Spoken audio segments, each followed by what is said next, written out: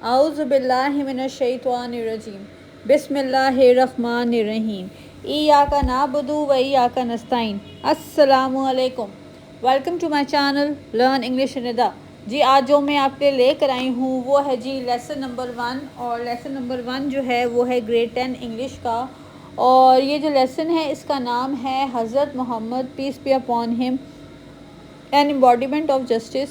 और इसका जो आज मैं लेकर आई हूँ, इस लेसन का आज मैं बुक एक्सरसाइज लेके आई हूँ। इस लेसन की मैंने पैसेज वाइज जो ट्रांसलेशन है और इसके अलावा इंट्रोडक्शन जो है वो मैंने अपने चैनल लर्न इंग्लिश निदा के ऊपर डाल दिया है। और इसके अलावा ये कि क्वेश्चन आंसर्स भी मैंने इसके अपलोड कर दिए हैं अपने चैनल लर्न इंग्लिश निदा के ऊपर। तो आज जो है आज मैं आपको बताऊंगी लेसन नंबर 1 जिसका नाम है हज़रत Mohammad peace be upon him an embodiment of justice की जो बुक एक्सरसाइज है उस वो मैं लेकर आई हूँ। और उसका जो वोकेबलरी पोर्शन है, जब आप अपनी टेक्स्ट बुक ओपन करेंगे तो वहाँ पर आपको वोकेबलरी का पोर्शन नज़र आएगा।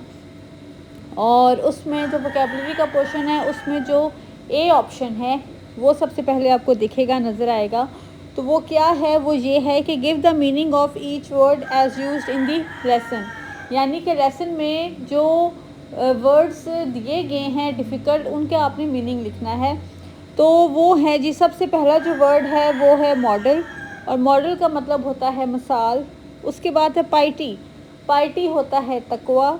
थर्ड है जी अटर्नल, अटर्नल होता है दायमी। ठीक है, आगे चलते हैं तो देख लेते हैं। नंबर 4 पर है जी, आगे आ जाता है सरमन, सरमन है खुतबा। फिर आ जाता है जी रिवेंज, रिवेंज का मतलब होता है इंतकाम।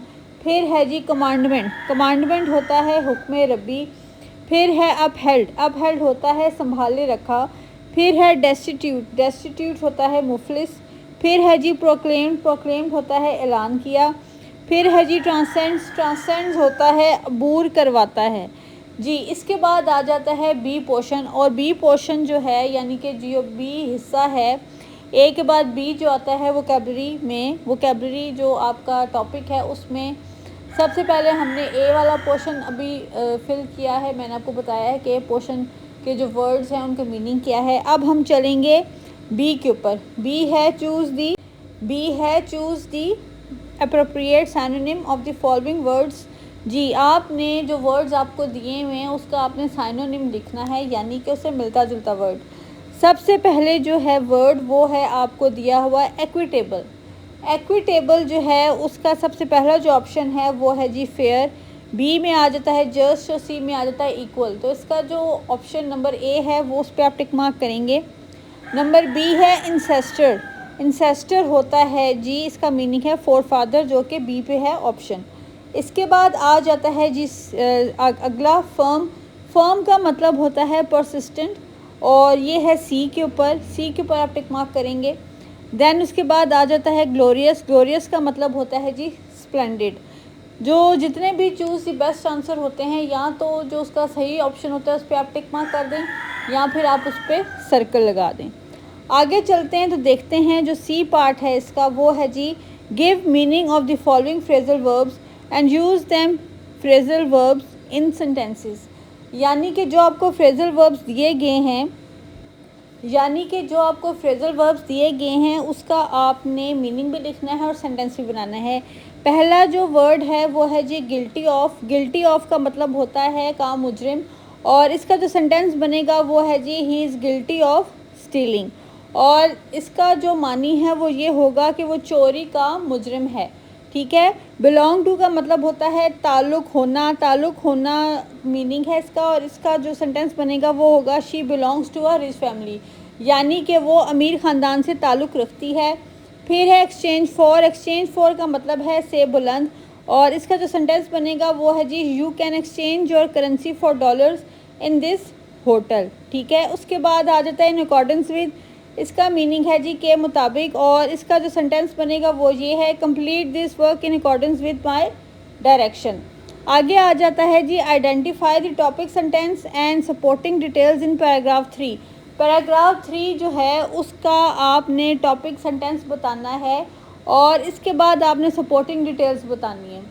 तो मैं आपको बता दूंगी जो पैराग्राफ 3 जब आप पढ़ेंगे पूरा, तो उसमें जो फर्स्ट 2 लाइंस हैं वो है जी टॉपिक सेंटेंस और फर्स्ट 2 लाइंस क्या हैं वो ये हैं। As head of the state of Medina he decided all cases on merit with justice and equity respective of colour creed और रेस। और जो उसकी सपोर्टिंग डिटेल्स हैं वो नीचे आएंगी, जैसे कि है नीचे वाली जो लाइन है थर्ड वाली वो है once a Quraish women was found guilty of stealing. Some people wanted to save her from punishment. In order to protect the honor of the family of the Quraysh, they asked Hazrat Usama bin Zaid radhiyallahu anha to intercede on her behalf. Hazrat Usama radhiyallahu anha requested the Rasul, peace be upon him, to forgive her. The Rasul, peace be upon him, very furiously said, Bani Israel was ruined because of this. They applied law to the poor and forgave the rich. जी ये तो था हमारा paragraph जिसमें आपने topic sentence और इसके अलावा आपने सपोर्टिंग डिटेल्स जो हैं वो बतानी थी। इसके अलावा मैं आपको एक बात बता दूं, एक बहुत ही इंपॉर्टेंट टिप मैं आपको दूंगी, वो ये है कि आपको डिक्शनरी जो है वो यूज़ करनी चाहिए जब आप ग्रेड 10 में पहुंच जाते हैं, क्योंकि उसकी वजह ये है कि जब आप डिक्शनरी का यूज़ करते हैं तो आपको बहुत सारे जो मीनिंग्स हैं वो पता चल जाते हैं डिक्शनरी के इस्तेमाल से। अगर आप कोई भी वर्ड निकालते हैं डिक्शनरी की मदद से तो आपको नाउन और वर्ब की सूरत में पता चलेगा कि ये वर्ड किस तरीके से इस्तेमाल होता है, और सबसे बढ़कर ये कि आपको डिक्शनरी का यूज़ आएगा। डिक्शनरी के यूज़ के ऊपर जो वीडियो है वो मैं इंशाल्लाह नेक्स्ट बना कर लेकर आऊँगी और आपको बताऊँगी कि डिक्शनरी का जो यूज़ है वो किस तरीके से किया जाता है।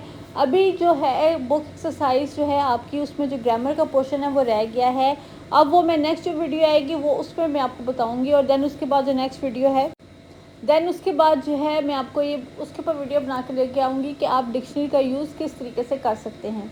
ये जो सारी चीज़ें हैं ये आपके लिए इसलिए बहुत ज़्यादा मुफीद साबित होंगी डिक्शनरी का इस्तेमाल, क्योंकि उससे आपको मीनिंग्स पता चलेंगे मुख्तलिफ, और आपको ये भी पता चलेगा कि डिक्शनरी का यूज़ किस तरीके से किया जा सकता है।